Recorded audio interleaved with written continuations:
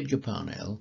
I'm posting a series of videos that deal with some critical issues for co-ops and all other types of self-help enterprises. That's S.H.E.s for short. In this session, I examine how S.H.E.s develop their market intervention strategy and why they often become market disruptors in the process. I have more to say about market disruptors later in the session. A market intervention strategy is not to be confused with a marketing strategy, which in commercial businesses will be designed to maximize profitability for the benefit of the owners of the enterprise. In S.H.E.s, their intervention strategy sets out how the enterprise will improve the position of its members in a specific market. Such a strategy must of course be viable and will normally involve finding an innovative approach to intervening in the targeted market. In the case of worker and producer-based enterprises, it could be that members are unable to gain direct access to a market or to share in the value added to their products, or are unable to get equitable prices or terms for their efforts or products. As sellers within a market, their enterprise will also have a marketing strategy.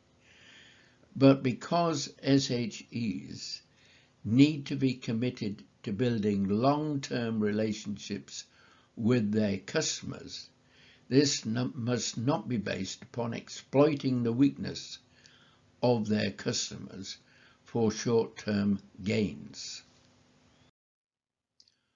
When designing a market intervention strategy, leaders need to identify what is wrong with the current situation in the market. This could be that the current players are exploiting people, are dishonest, incompetent, or just not offering what people truly need. It takes courage, insight, and foresight to see what activities and efforts will add up to the best approach in any specific market. It demands painstaking research, asking tough questions, and making sound trade-offs, exercising strong discipline to cut out the competing priorities that can distract from their true intentions. Once the nature of the failings in the market are ascertained, the next task is to work out exactly how their enterprise is going to change things. Their strategy will determine what and how the enterprise will deliver benefits to its members. This strategy must be developed with and be understood by members. Merely copying how current players in the market operate is highly unlikely to provide the basis for a feasible strategy. The strategy adopted will set out how, in practice, the enterprise will intervene within a market to secure a better deal for its members, and will be the main driver for founding and sustaining the enterprise. There is often a danger in making unwise compromises, opting to go for a straddling strategy, which means trying to keep a current approach intact while simultaneously trying to adopt the strategy of another player in the market. For example, in trying to offer a low-cost cash and carry service, while at the same time offering a costly personal home delivery service, and/or also offering free extended credit options. S.H.E.s need an intervention strategy driven not by profit maximization, but by a commitment to achieving the changes in the market that will significantly benefit their members. Members must never be regarded as merely a market to be exploited. Instead, members, who are the owners of the enterprise, are the people that S.H.E.s must serve.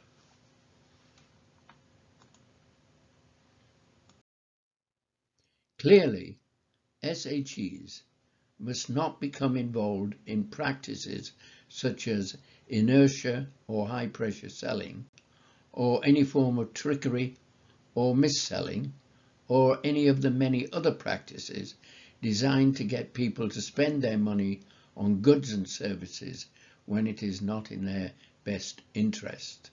On the contrary, they need to be engaging with their members, making it clear that they are honestly working in their best interest. When developing their market intervention strategy, leaders must look beyond what seems to be the obvious and see the bigger picture revealed when the underlying needs and aspirations of their members are explored. Consumers may believe that they are merely looking to get a lower price for what they already buy, but often this is not the most critical factor. Members may want their enterprise to help them to secure something that offers a better way of meeting their needs. For example, members of a consumer food co-op may provide life-changing benefits if they source healthier, locally produced foodstuffs. If it becomes clear that workers or producers will not be able to achieve a decent living from their current activities, even if they were to gain a greater share of the added value from their produce, in such circumstances, their enterprise may need to help members to make the transition to an alternative way of deploying their knowledge, skills, and personal assets. The intervention strategy needs to become focused on helping members make the transition to a new or different market to find a livelihood.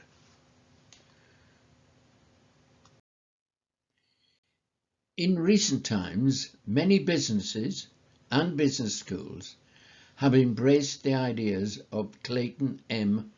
Christensen, who was an American academic and business consultant who developed the theory of disruptive innovation, which has been called the most influential business idea of the early 21st century.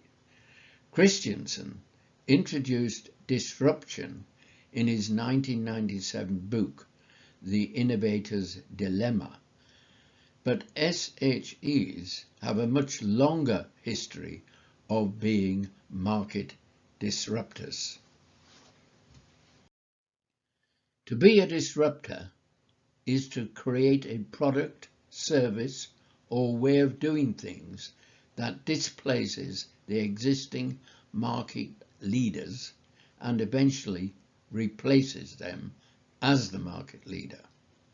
Disruptors are not always industry insiders or market specialists.